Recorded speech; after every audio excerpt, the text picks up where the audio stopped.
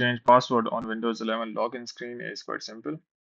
Simply go to your start and here go to settings. So you can see settings here, or you can also search for settings here and open up the settings.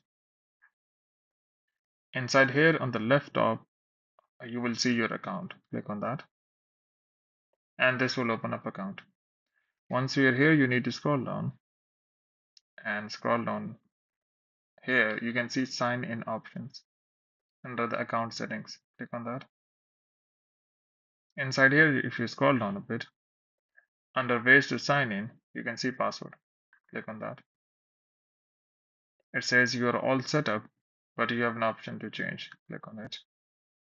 It says your current password. Enter your current password. Now you need to enter your new password.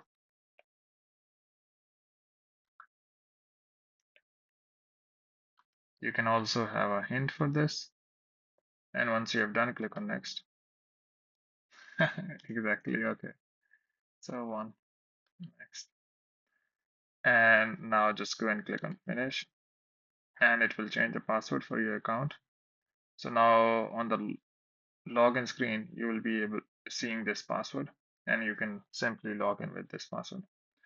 Hope this video has helped you out to change the password on Windows 11 login screen. But before you go, please like, subscribe, and share.